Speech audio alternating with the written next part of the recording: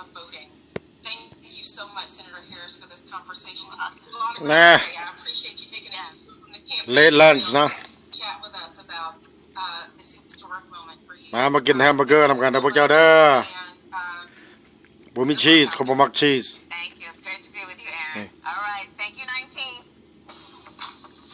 You're watching NBC News now. quarter pounder McDonald's มากีตาร์มา It's news made for your streaming world. Live weekdays นี่คุณนะ starting at 6 a.m. Eastern. บักใหญ่ๆเลย Hey everyone, I'm Allison March. You're watching NBC News now, and it is Friday. Let's go to NBC News correspondent Joe Fryer. You have all the latest headlines from NBCNews.com.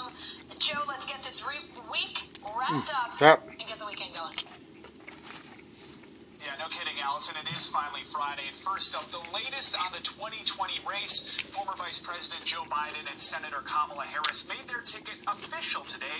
They signed all the necessary paperwork to seek the Democratic nomination at next week's convention. Harris became Biden's running mate earlier this week. And former President Obama applauded that decision on the podcast Campaign HQ. Kamala is somebody I've known for years.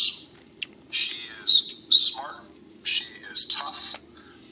She is somebody who I think will be able to share the stage with Mike Pence or whoever else and dissect some of the terrible decisions that have been made over the last 4 years that have helped create worse problems than were necessary in the midst of this pandemic. As the election approaches, Pyramid. thinking in-person voting because of the coronavirus pandemic. That includes New Jersey, announcing today that the state will pursue a, quote, hybrid model. This means you can still vote in person or you can choose to vote by mail. Governor Phil Murphy says every New Jersey voter is eligible for either option. And as it relates to mail-in ballots, the good news is in a general election, it doesn't matter what party you're in, everybody gets a ballot. Meanwhile, it's the first legal development in a review of the origins of Special Counsel Robert Mueller's Russia investigation. According to a legal filing, a former FBI lawyer assigned to the Russia case plans to plead guilty for falsifying a document. Court documents say Kevin Kleinsmith altered an email while seeking to renew government surveillance of former Trump advisor Carter Page. Last year, Attorney General Bill Barr asked a U.S. attorney to examine the origins of the Russia probe. President Trump confirmed his brother Robert is hospitalized in New York City and is, quote, having a hard time. The president is expected to visit him today. It's unclear exactly why Robert Trump is in the hospital or how long he has been there. Robert Trump made headlines earlier this summer when he sued his niece Mary Trump, trying to stop publication of her scathing book about the family. Those legal efforts failed and the book quickly became a bestseller. And affirmative action on college campuses is in the spotlight. The Justice Department is accusing Yale University of discriminating against Asian American and white students. The department is now threatening to sue the school if it does not change its admissions policy. Yale responded that the Justice Department did not give the university an opportunity to provide all requested data, saying that had they been given the chance, quote, it would have concluded that Yale's absolutely comply with decades of Supreme Court precedent. That's what we have for now, Allison. We'll see you in a little bit. All right, Joe, catch up with you in about an hour. Thank you. In Texas, more than 20% of coronavirus tests are coming back positive, but fewer people are actuallyแต่ละซองนี่ต่างกันนะ NBC News correspondent Morgan Chesky joins บัดนี้เบิ่ง Fox News บัดนี้ Medical Center in Dallas. Fox News นี่ก็ต่างกันแล้ว How about this drop in testing? คนเจ้าคนคอยทำอะไร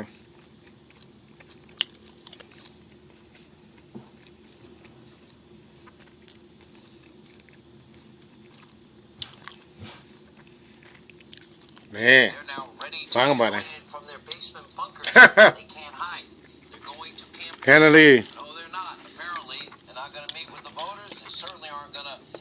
พวกนี้เป็นทรัมป์ support Trump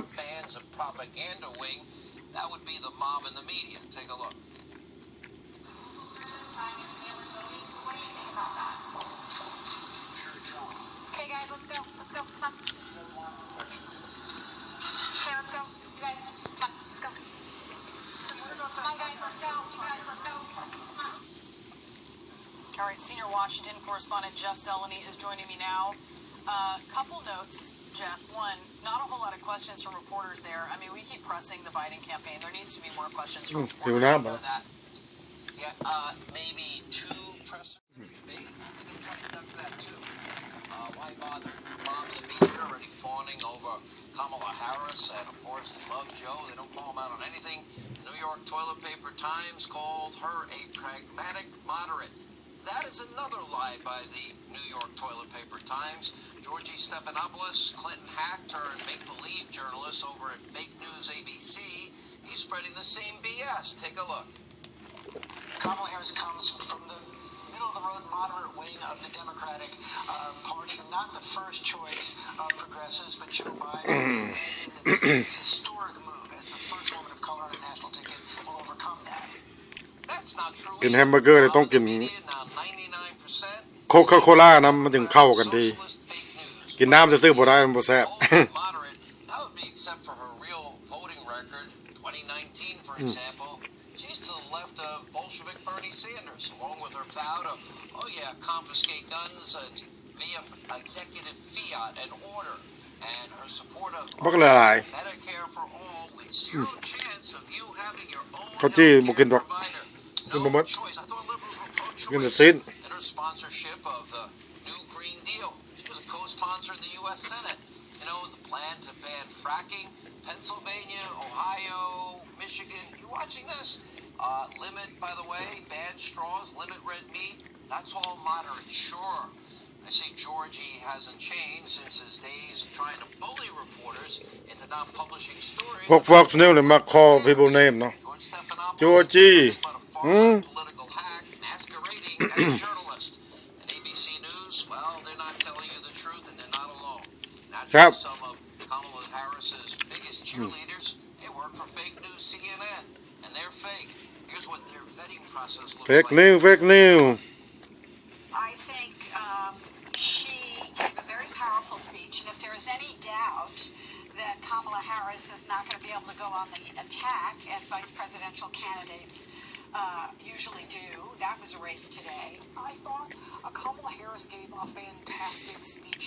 Absolutely nailed it. Her ability, I think, to show this tremendous range, a personal side of her.